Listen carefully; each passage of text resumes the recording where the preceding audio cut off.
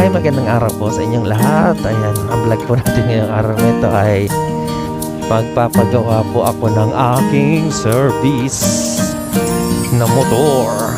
Dahil ang dami niya ng sakit. Kailangan niya ng check up. Ayan. Samahan niyo akong alamin mo pa. Gano'n yung motor na to.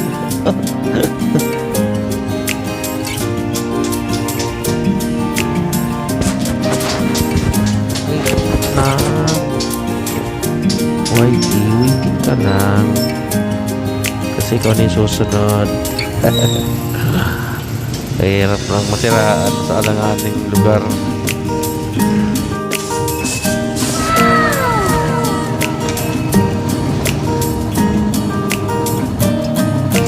Ayan, inumpisa na ang palitan ng aking gulong ni kuya. Kanina kasi guys, habang pauwi ako, ayan, sumabog yung hulihan kong gulong. Kaya napilitan na ako talagang palitan siya. So, palitan natin ang harap likod.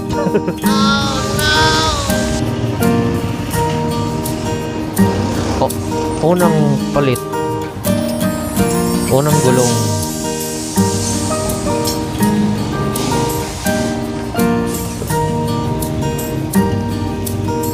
Po, binabaklas niya na.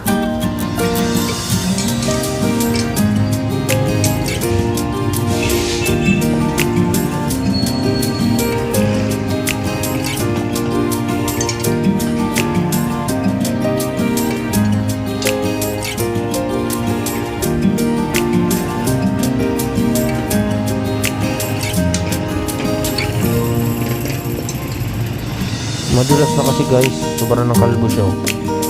Kita niyo, pansin niyo, kalbo na siya. No?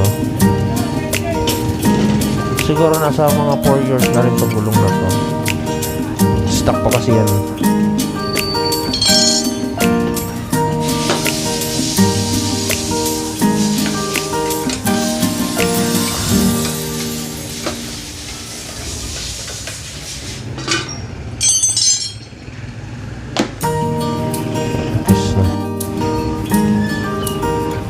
Malaki yan.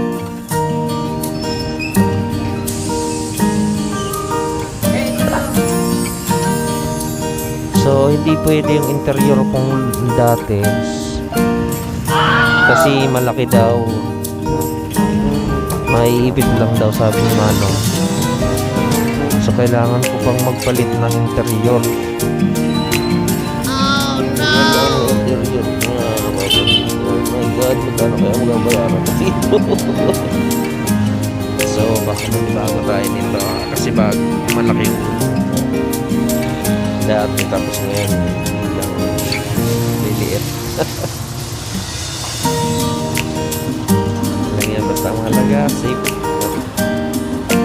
hindi siya madulas. Hindi naman kaya madulas yung gulong na ganyan.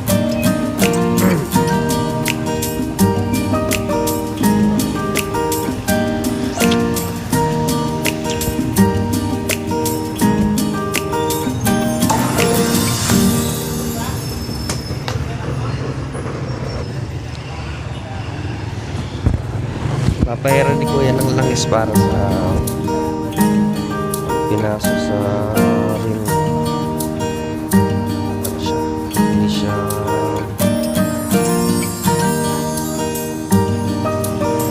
mahirap.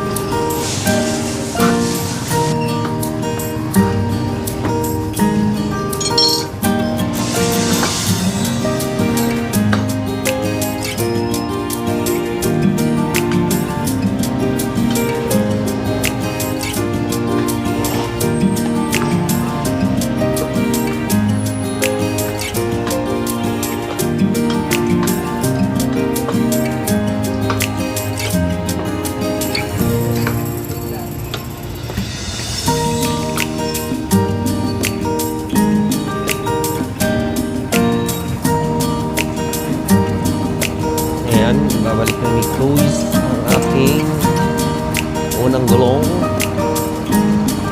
Done na. So bago na ulit.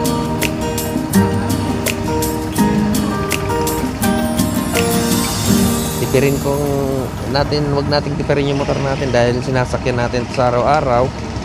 So kailangan laging safe, maayos yung gulong, preno, kasi yun,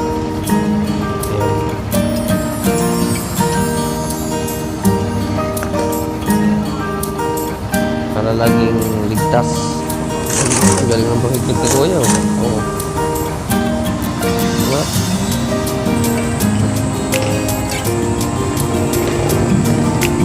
Okay. Oh. Ang bilis na mahigpitan.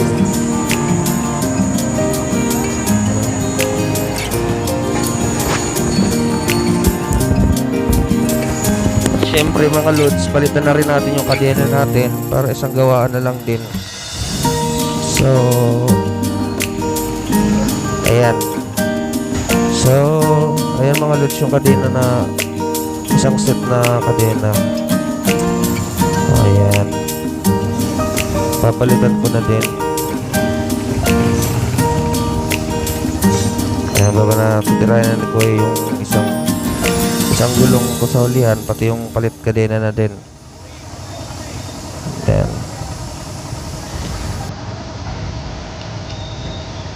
kaya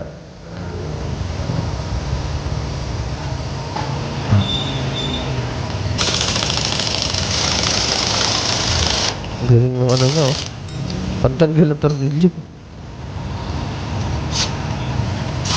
Oh, ang bilis. So dahil running flat ko pala nga to, ayan, mapuputol na rin yung ano niya, yung interior niya sa loob. Kasi makikita niyo po yung ano, ayan o, yung pito niya tumagilid. Ayan o. So kaya palit interior na din ito.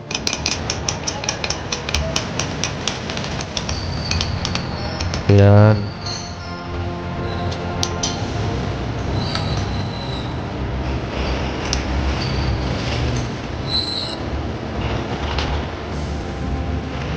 Ayan na ang isang ulihan kong gulong.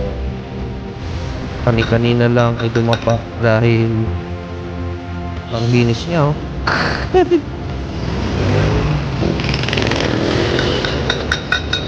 Ayun.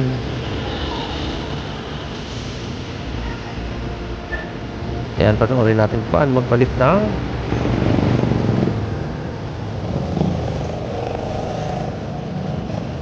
plate para kay YTX palit plate. Ayan ang luma, at yun ang bago, makinis pa.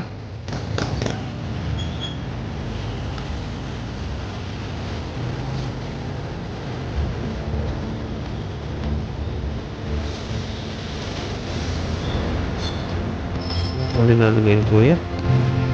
So ayun guys, hindi kaya na yung baklasin. So pumunta kami sa machine para paklisin. So maghanap pa kami ng gagabit. Wala doon sa ano. Ay si Kuya. Kaya kay Kuya.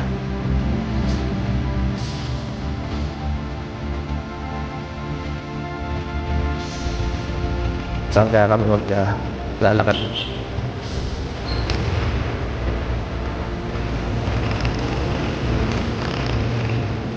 Ayan, vulcanizing. Dito tayo sa vulcanize.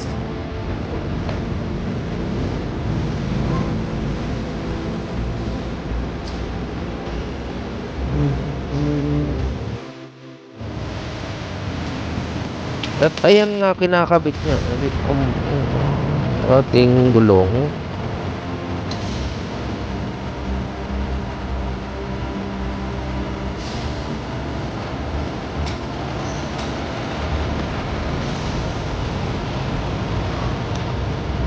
Ayan.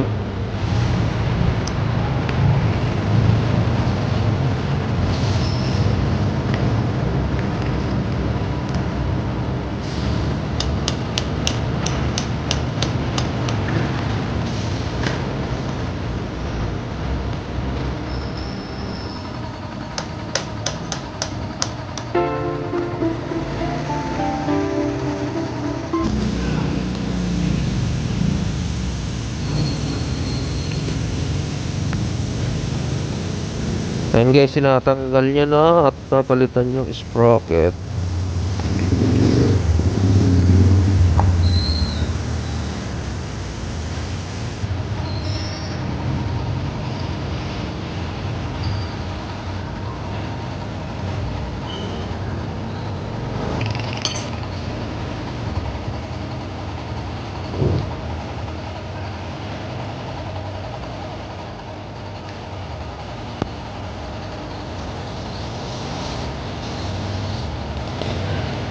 Tanis.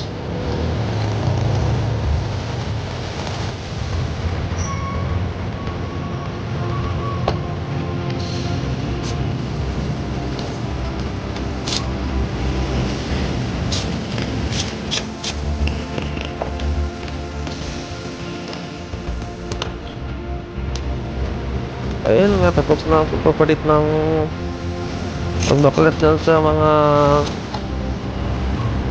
harang. So,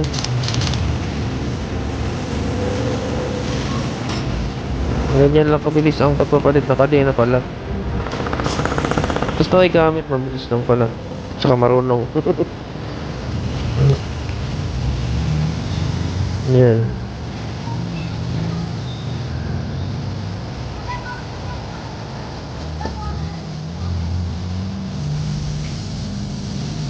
Mahaba.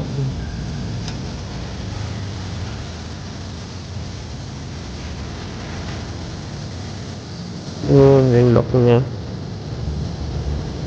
Ayun yung lock niya.